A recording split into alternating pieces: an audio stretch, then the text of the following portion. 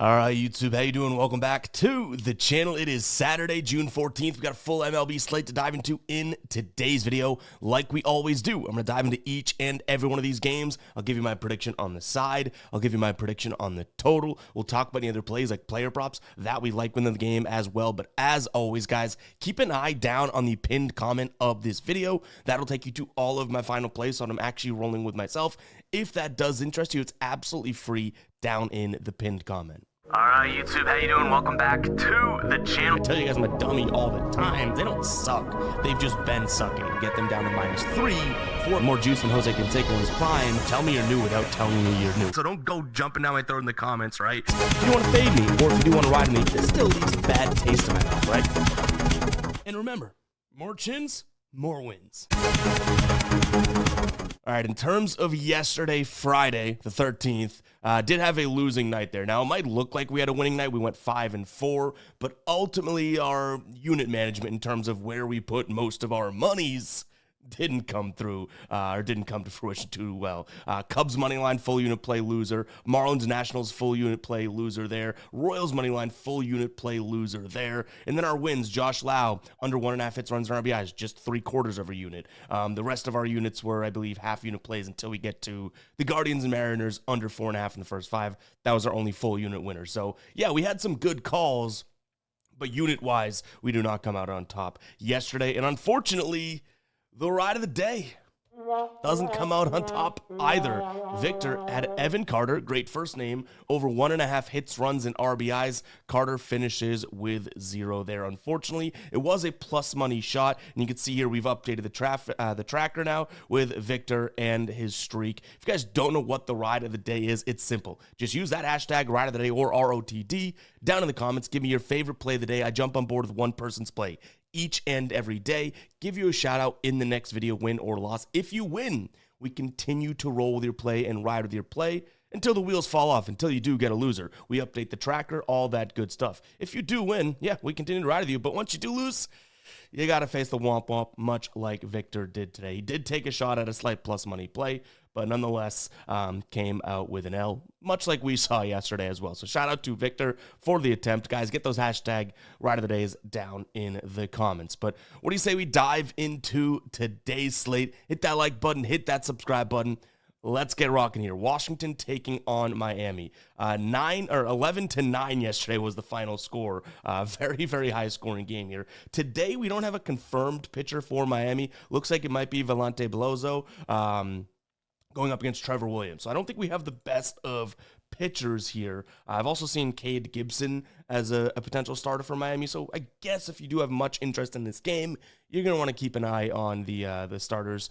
I would just say over or nothing. I think we have really nice weather yet again. I think we have some slight breeze blowing out like 5 to 7 miles an hour. It's going to be really nice there in DC. So it's going to be over or nothing for me in this one. I don't really have the chops to pick a side here. Yeah, Trevor Williams probably has a starting pitching advantage, but that's not saying that. Trevor Williams has been far from consistent lately, right? So I'd go Washington in the over, but to me, yeah, it's probably over or nothing. And honestly, leaning towards nothing more so than anything.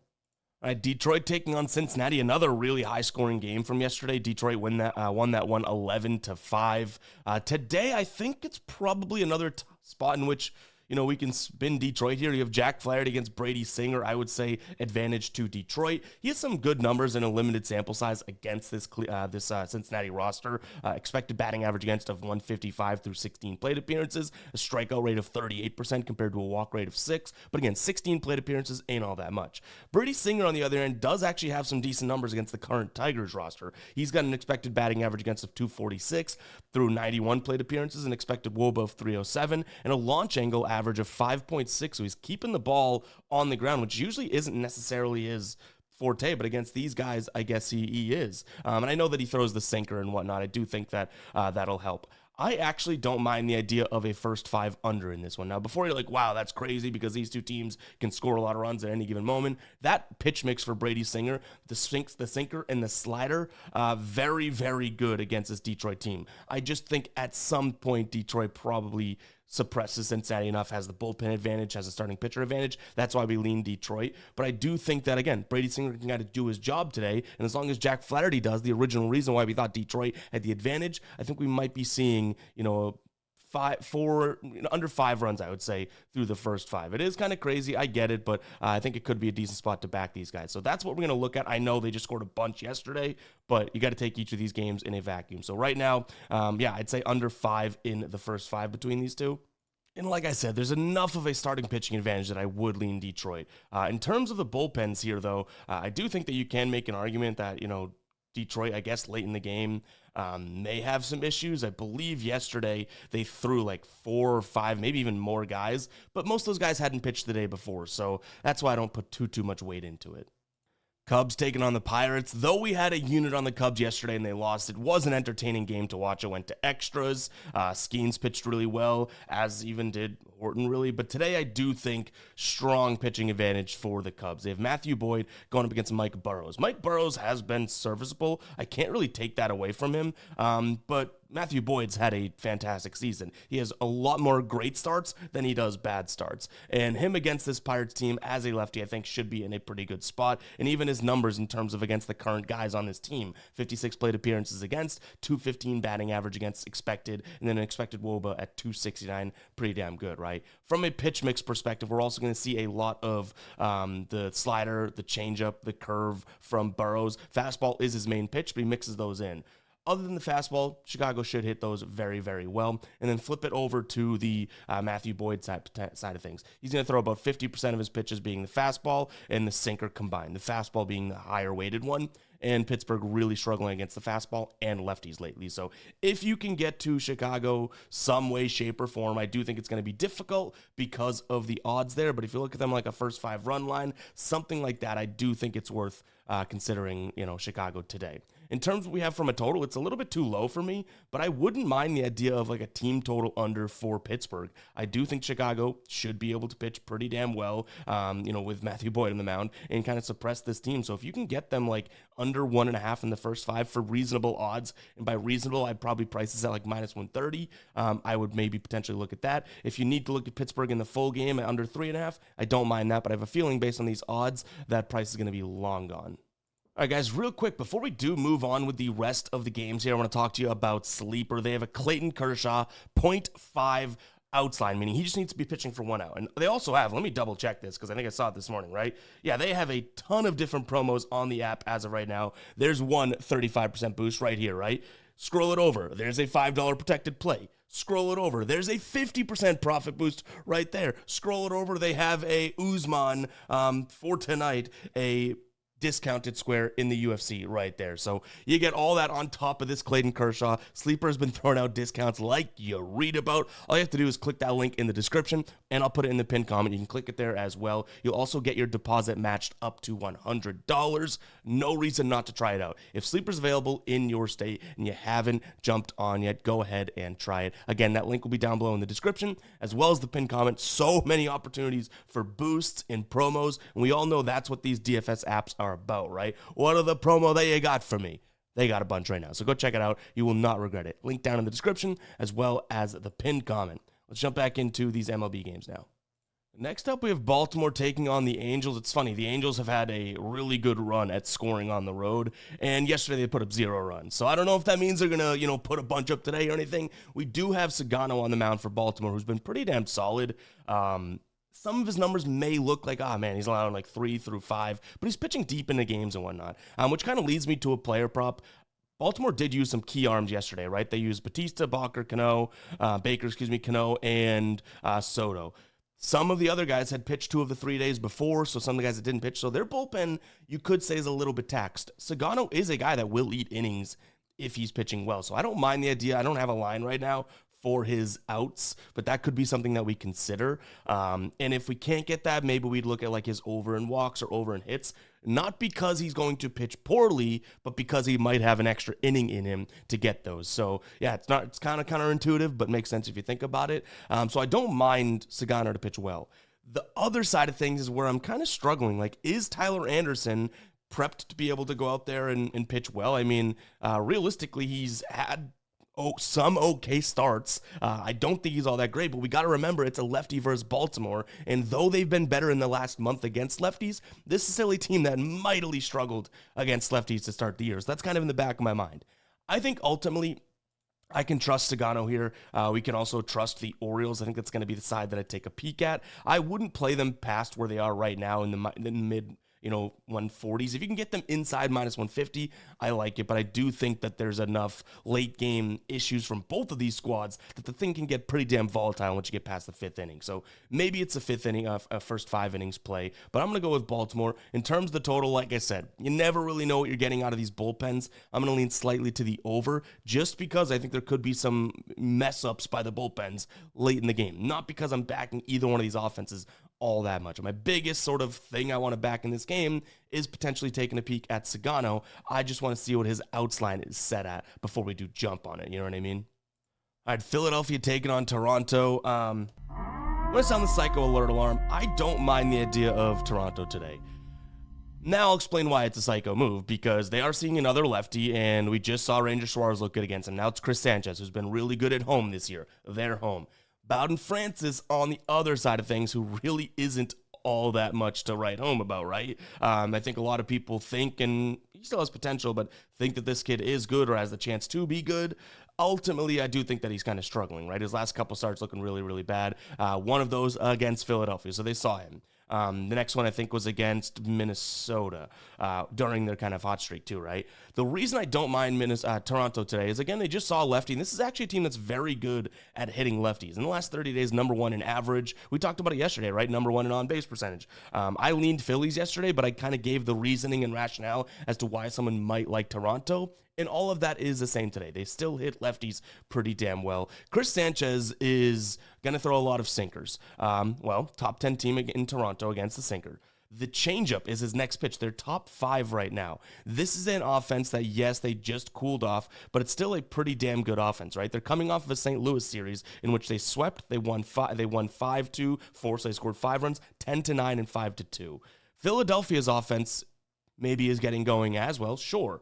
But I do think Toronto, at the money that you're getting them at right now, which is pretty big, might be worth the look because of their offense. So give me Toronto on the money line. I sounded the psycho alert alarm. I get that it's crazy. I also don't mind the idea of an over here, right? I believe we have fine weather in Philadelphia. I think a little bit of chance of rain, but it's going to be kind of hot and humid with wind blowing either left to right or right to left, one of those ways. I did see by the start of game time, which is right around 4 p.m. Eastern, that we could see some winds blowing in. That might talk me off of an over if that does happen, so I'll probably wait this one out. But yeah, I like the idea of Toronto kind of getting their get back here. We didn't even mention it. They got smoked yesterday, right? 8-0. It's a decent offense, and they do bat lefties well. Let's see if Chris Sanchez can kind of hang in there. We mentioned Bowden Francis, recently against Toronto. Chris Sanchez also pitched against this Toronto. Bowden Francis against Philadelphia. Chris Sanchez pitched against Toronto, 6 innings of 1 earned run baseball. So maybe he's either got their number or he's due for a little regression against his team. We shall see. Next up, we can probably go through this one pretty damn quickly. Minus 400 on the money line are the Rangers. They won 3-1 yesterday, but that was obviously a little bit different. They have DeGrom on the bump today. Going up against Mike Vasil? What's his first name? Mike Vasil. I got it right. Almost said David, so it's not like I can really, say that was accurate of a guess because I almost said the other one. What I will say is DeGrom's obviously the better pitcher. The Chicago White Sox are the worst team. The only thing that I'm worried about is Texas's bats. Like, do they really deserve I guess it's Chicago or nothing for me. I'm not playing this. I'll tell you that right now. But, did the Texas bats, I know they've scored a football score twice in their last 5 games. I get it. But do they really deserve to be minus 400 over anybody? I guess Chicago's on a short list of teams that would be on that list, right? But, man, I cannot look at Texas and even think about them on the run line or anything. Their run line for, I think, minus money, too, is minus 2.5 right now. No, if you can get Chicago for plus 2.5, I don't even mind that. I don't necessarily, again, think that this is going to come down to, DeGrom or anything. DeGrom probably is going to shove. But is Texas going to, this is the question I had. Is Texas definitely going to hit Mike Vasil? Maybe, but I'm not putting my hard-earned bread on it. So I'd go White Sox and maybe the under. But yeah, this is a weird one. I do not think this one is worth a second look today. I will say that. Just because of the odds. Milwaukee has taken the first two here against St. Louis. Quintana on the mound today, going up against Palante. For the plus money, I think I'm going to be looking at the Cards in this spot. I don't really feel comfortable backing Palante, so I'll admit that. I also don't necessarily think that Quintana is going to be in a spot where he gets shelled or anything. He's going to throw a ton of sinkers. We know that, right? And this is a St. Louis team that is bottom 5 in the league in terms of hitting the sinker over the last 30 days. So I do think if you're on Milwaukee today, I get it. I just don't know, and you guys know me. I don't love the idea of winning 3 games in a row. This wouldn't be a sweep. I believe this is a 4-game series. Don't hold me to that, but I'm pretty damn sure, like 90%. But to me, winning 3 games in a row and one of them being a blow, one close yesterday, I do think that at some point the Cardinals take this, right? Like, it was like 1-1 after 5, and then Milwaukee was up, I think, 3-1, and then it looks a little bit closer than it was because St. Louis scored in the 9th. But either way, just as kind of like this isn't the best way of doing it, but kind of like a field play here, that I do think that these teams are fairly evenly matched, that it's about time the Cardinals win one. It wouldn't even surprise me if they win the next 2 and they ultimately split the series. So because you're getting plus money on the Cardinals side, that's what I'd be looking at. Total-wise, though, I don't mind an under. I don't think either one of these offenses. I thought the Cardinals were a decent offense. I don't know if I fully believe that, and I think Quintana, like I said, that sinker should look good, and Palante just seems to find ways to pitch well sometimes being the key. If he's going up against a really good ball club and good offense, I don't necessarily think so, but I do think the Brewers, their offense isn't jiving at the moment as well as it needs to be able to go out there and put a big number up against him. So give me the Cards and the under. All right, another one that is super juiced on one side here. We have Spencer Strider in the Braves going up against the Colorado Rockies. Dollander on the mound for the Rockies. I've said multiple times on this show that I do think that he's decent, and he has some good numbers away from Coors, which is a sign that a guy is pitching well, but he has to throw in this altitude half of his games, right? Ultimately, this is going to come down to the fact that, Dollander does just throw a bunch of fastballs. That's his main pitch. So does Strider. One team, the Rockies, can't hit a fastball to save their life. The slider is his next pitch. They can't really hit that. Dollander, on the other hand, throws the fastball, and guess what? The Braves can hit it. So I'm not paying that minus 341 price tag by any means, but I do think advantage to the Braves here. If you want to consider maybe a team total over for them, I don't necessarily hate that. It just depends on what number you can get. Right now, the best number for a team total over, I believe, is 4.5 for like minus 165. They have done that in 3 of their last 4, but that's still a little pricey. You know what I mean? But they are coming off of 12, so maybe they're on a little bit of a hot streak here. But I can't get to the Braves, even as a parlay piece with those odds. But I would consider the team total over. That's kind of the hybrid version of it. Next up, the Mets taking on Tampa Bay. I like the first 5 under. We have wind blowing in, rain, and 2 solid pitchers on the mound. So kind of a decent little recipe for success, if you ask me, right? The better offense here would be the Mets, but I'm trusting Drew Rasmussen and his ability to keep the ball on the ground, especially with the wind blowing in. I think that's going to be a good little recipe, ultimately. The other side of things, we do have Tyler McGill. I'm hoping that he continues to pitch fairly well, right? I mean, he's had some really, really, really good starts this season. That is undeniable. Did he start the season a little bit hotter than he is? Sure, but I still think against this Rays team, he should be all right to kind of, rein it in a little bit. He has some bad numbers, but in a small sample size against the current guys in this squad. But again, it's bad weather. I'm not necessarily thinking that this Rays team lifts it out of the ballpark entirely. And throw in the fact that they've been a little dicey against the right-handed arm in the last 30 days. So I have the first 500 in this one. I admittedly have paid a lot of juice for that 4.5, minus 160. The reason I did that, over on MGM and ProfitX, you get it for minus 160 right now.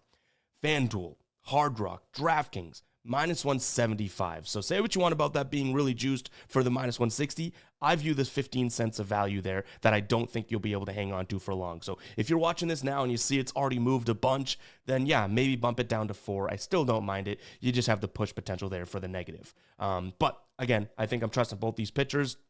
Rasmussen hopefully can kind of just keep doing what he's doing. He got his first earned run in like 4 starts last time out, and it wasn't even that bad. 6 innings of, I think, 2 earned run baseball. So he just needs to keep doing that. It's really McGill that I'm worried about. But the worst offense is the guy that is the one that he's going up against. So it kind of makes me feel better about that. In terms of a side, I would say the Mets battle back. They are at home. It's messy. They're going up against a Tampa team, more of a nice weather team, I guess. So I'll take the Mets here on the money line. I do think that this is a spot in which they should be able to bounce back. The Rays bullpen, none of these guys pitched yesterday, but they went with Fairbanks, Clevenger, Uceta, Orze, and Montgomery. They pitched 5 of their, I would say, main arms. And honestly, they only have like 8 arms in the pen right now. They pitched them all yesterday, so obviously that's going to be advantage to the Mets late game as well. So this weather is crappy, but there's a consideration for me to also take a peek at the Mets on the money line. Again, they have the better offense, and hopefully they can just play a little bit maybe better small ball if this weather is going to be really, really bad. So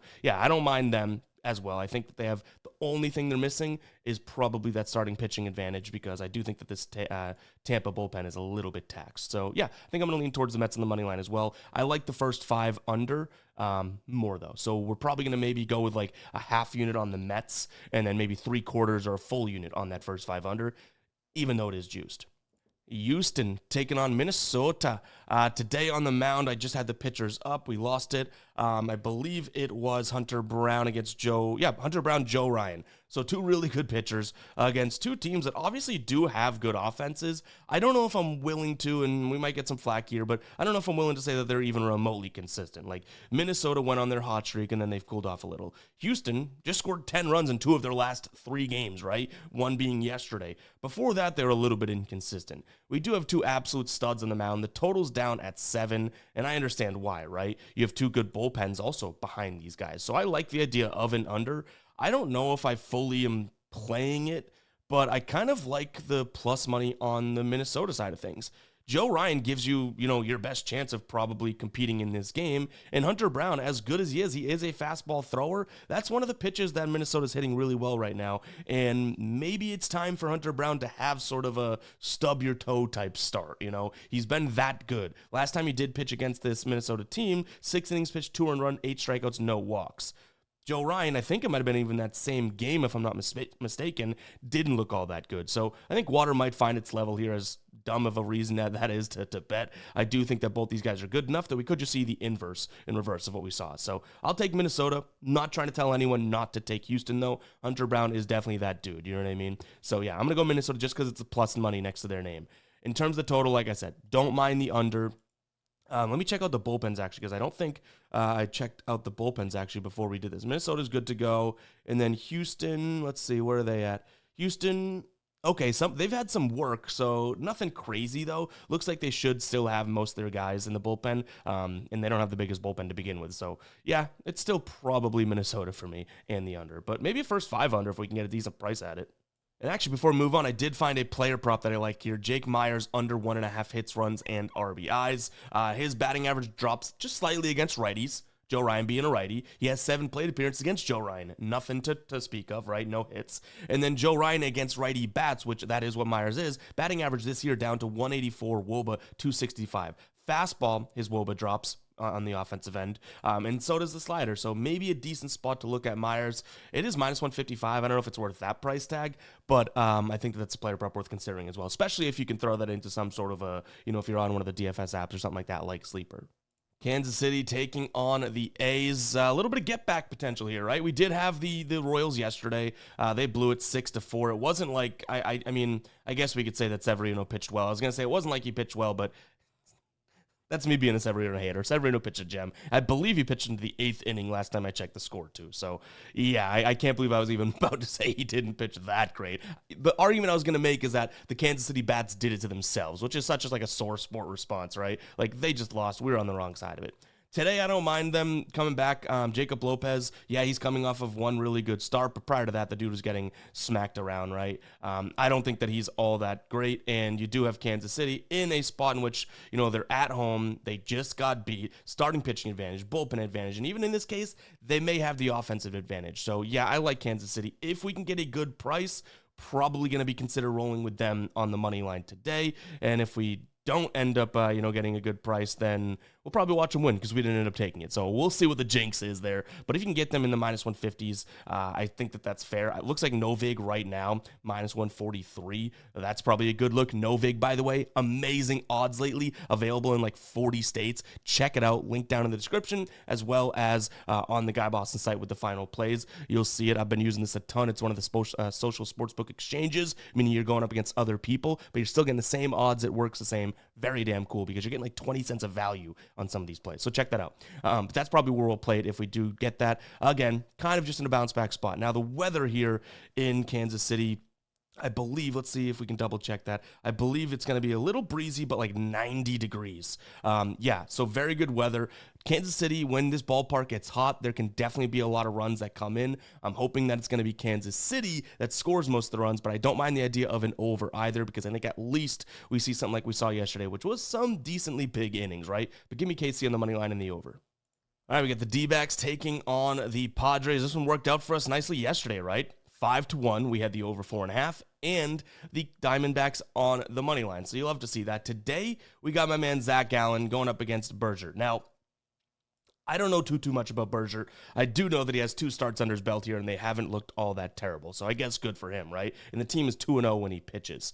I'm not going to sit here and act like I know a lot about him, but I do know a lot about Zach Gallen, and I do think that this could be a fine spot for him. San Diego's offense has been really struggling against the fastball, 29th in the league over the last 30 days. What do we know about this, Zach Gallen? He throws a ton of fastballs, right? In terms of his numbers against the San Diego team, not exactly the best, but Berger's going to throw 50% of his pitches being the fastball as well. Arizona, top 5 team in terms of hitting them. So if you don't believe in Zach Gallen, maybe there's a path to get to Arizona team total over again. But I do think you're getting a far better pitcher and a far better offense. All you have to worry about maybe is the bullpens here, and I'd give you that. But I think Arizona is the play. In terms of their bullpen, they threw a few arms yesterday, but I would still say that they're rested. And San Diego's kind of in the same boat, right? Neither one of these teams played the day prior. So, yeah, I'll take Arizona money line, but also their team total over is enticing because, again, it kind of dismisses us needing Zach Gallen to pitch well against a San Diego team. This San Diego roster, you think, oh my God, they're going to hit anyone. They really have been one of the worst offenses in the league lately. So I don't necessarily fear for Zach Gallen all that much. But, again, this Berger kid, he could be pretty good, right? I mean, he's been pretty damn, like his last start out, he blanked the Brewers, which at that time they're pretty hot. So we'll see. But give me Arizona team total over. It's kind of the hybrid version of the money line and the total. All right, Red Sox taking on the Yankees. Red Sox pull it out yesterday. Dude, I can't believe that, Garrett Crochet looked that good. I mean, he did look really good. He didn't have the best start last time out, but ultimately, like, when I say I can't believe it, I also can. It's Garrett freaking Crochet. Today's a little bit different, though, right? We have Rodon on the mound for the Yankees going up against Hunter Dobbins, which I believe this was the same matchup as Sunday Night Baseball a couple days ago, like a week ago, right? In which the Red Sox ended up winning that game 11-7. Hunter Dobbins had some words before that game. If you watch Sunday Night Baseball, it's all they talked about. But he was like, "I'll never be a Yankee. I'll retire before I sign with them." He actually went out there and pitched pretty well. I was like, I hate the kid said that and all that. But he did kind of back it up for what he is, right? This type of thing, though, today I have a feeling the Yankees are going to come in being like, yeah, now we're adjusted and we do still remember exactly what you said, buddy. And I have a feeling the Yankees put up a decent number today against Hunter Dobbins, who did kind of, probably was riding on adrenaline and all that. So I don't mind the idea of a Yankees spot here. Yes, it would be fading my team, the Red Sox. But I can't back Hunter Dobbins. If he goes out there and shoves again after saying all that and talking against the Yankees and whatnot, then maybe this kid is absolutely legit. But I've seen him pitch prior to that start as well, and I don't know how much I love it. So, yeah, maybe Yankees team total over as well if they do get to him. Maybe you fade Hunter Dobbins directly, look at his hits allowed, that type of a thing. I hate that I'm, ragging on the kid, but I don't think you want to give bulletin board to one of, if not the best offense, you know what I mean, in the league there. So I think the Yankees get it today, bounce back after yesterday, that type of a thing there. In terms of what we have from the total, I still wouldn't mind the idea of an over. Yesterday, 2-1. There's clearly some runs bottlenecked in both of those teams. And last time we saw this exact pitching matchup, 11-7, right? It was in Yankee Stadium. We did have a couple home runs that would not be home runs elsewhere because of the short porch, but I still don't mind the over. Even though I think we have some winds blowing in, not exactly the best weather here in Boston, but I think the Red Sox offense is finding something. All right, Seattle taking on Cleveland. I like the first 500 in this one as well. You have Kirby going up against Tanner Bybee. Has George Kirby fully looked like the George Kirby that we know and love? I guess you could still say No, but I mean, he's getting there, you have to assume, right? His first time out, he allowed 5 earned runs, then 6 earned runs, and then he pitched 5 innings, only 2 earned runs, then he pitched 7 innings against the Angels, but still, 14 strikeouts, no walks, that's what we know about him, right? And just 2 earned runs, so I think he can go out there and do his thing. And Tanner Bybee has been pretty consistent. He hasn't been phenomenal. He's gone up against some tough teams like the Dodgers, the Yankees, even Houston recently, and he's kind of held his own, right? Against the Dodgers, I think he got hit up, but the Yankees held his own. Astros, he held his own, so I don't necessarily see him folding under, this offense here against Seattle, who isn't necessarily all that tremendous. We did cash his first 500 yesterday as well. So yeah, I kind of like the idea of 2 pitchers being able to go out there and do their thing. You're paying a lot of juice, minus 160. I got minus 162 actually, so very juicy. But just let me tell you how these work. So ready? Minus 162 on ProfitX. FanDuel's minus 188, DraftKings minus 195, MGM minus 200. So if you have to do pivot, if you have to pivot to the under 4, I still don't mind it, but you could push where I would cash. You know what I mean? That's the only reason I'm paying a little bit of that juice, but not everyone has ProfitX, so I get it. In terms of a side here, I would probably still end up leaning towards Seattle. They just looked like the better team yesterday, obviously, right? Got to Gavin Williams, and they are at home. At home this year, they're averaging, just over 4 runs per game. I don't mind it, and the Guardians have only won 47% of their away games. So, yeah, it's probably a spot in which I'd consider Seattle, but I like the first 5 a little bit more. All right, last game on the board, Dodgers taking on the Giants. Landon Rupp going up against Clayton Kershaw. This pitching matchup, I honestly think, is a little bit closer than most would think just based on the names, right? And that makes sense. Kershaw's got the name, but Landon Rupp's really turned things around. He's looked very good in his last few starts. His worst start out of them all was his last one, so hopefully bounces back from that. But Kershaw hasn't been pitching deep into games. Some of his numbers look good, but again, not deep into games. I will still kind of give you that this is a far, and I mean far better offense on the Dodgers side of things, and they lost yesterday. So ultimately, it's probably still going to be something that I try to get to, maybe Dodgers first 5 run line, something like that. But if someone likes the idea of plus 165 today on the Giants with what you could argue is the better starting pitcher, I really can't call you a dummy. You know what I mean? Like, I do think there could be some value there. I can't get there. I don't fully see it. I'm going to go Dodgers and their team total over. But if you kind of are in the belief system here that Landon Rupp continues to pitch really, really well, then I'm not going to try and talk you off of that. He has been doing it, but I would probably still say, Dodgers team total over. At home this year, they've hit the over, so they've had 5 runs in 60% of their games. When going up against a righty, 64. So yeah, I think that they could probably get there ultimately. In terms of what we have for weather, wind blowing out, 75 degrees. So yeah, I want the Dodgers to go out there and just score some runs, and we'll all be happy campers. You know what I mean? So yeah, over 4.5 runs probably is what I'd look at, because I do think you're getting a decent odds because Rupp's been so good. So yes, I'm fading him and using that to my advantage because, again, he's been so good, but I think that it could be a good spot to just say, okay, well, maybe you get to the arms in the bullpen or tired arms or anything like that. So if you like the Giants today, I'm not trying to talk you off of it. I just like the Dodgers a little bit more. But guys, it's going to wrap it up for today's show. Hopefully you guys did enjoy. If you did, you know exactly what to do. Hit that like button, hit that subscribe button. Go ahead and comment 33 if you made it this far in the video. We're just about 33 minutes into it, and really do appreciate everyone that sticks around and watches these and goes all the way to the end. Like, that means the absolute world to me. Really do appreciate it. We'll catch you guys in the next one, all right? Peace out.